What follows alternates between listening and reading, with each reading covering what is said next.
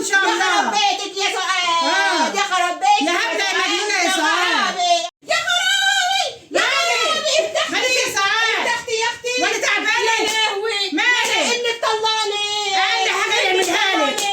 ما انت مره هبله. عملت اقل ايه؟ حاجه. قلت له ايه؟ راحت اسرائيل. ايه ده اللي بزرع له؟ راحت اسرائيل. عايزاكم تعيشوا في خير. انك طلعني. ده اللي زرعه فوق طين بتنجان في الصاله. كمان طلعني. مش عايزاه اطلعك. عايز اخد حق المشروع اللي فوق اللي انا عاملاه. مشروع ايه يا بنت؟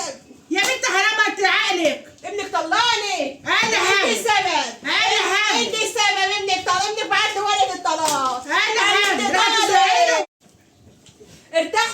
ارتحتي يا حاجه. وانا انت مالي؟ طلعني. يا خرب بيتك وانا يا مالي؟ سعاد. يا خرب بيتك يا سعاد. انت صوتي في البيت. يا خسرت المشروع اللي انت عملتيه. مشروع اللي انت عاملاه في الصالة. عملت تحت فلفله وبتنجان. فلفله وليمون وعملت فوق بتنجان. يا هبله يا مجنونه. حد بيسرع في انت البيت. السبب. انت انا السبب. والنبي ماني ماشيه وقال وقاعدين لك هنا اهو. لا ما تقعديش يا اما روحي بيت ابوك. مش خلاني طلعني. روحي بيت ابوك. والنبي انا قاعده لك اراعي المشروع بتاعي اللي انا عاملاه في الصاله. يلا. مشروع؟ مانيش ماشيه وقاعده. يلا يا يمين. لا روحي بيت ابوك يما. اهي. روحي بيت ابوك. هاتوا الهدوم وتعالوا عشان نقعد عندنا. ايوه. قاعده لك كده لغايه ما يردني ان شاء الله. مش هيرد. قاعدين لك وهجيب مش الشغل هيرد. اللي قاعده هنا اهو.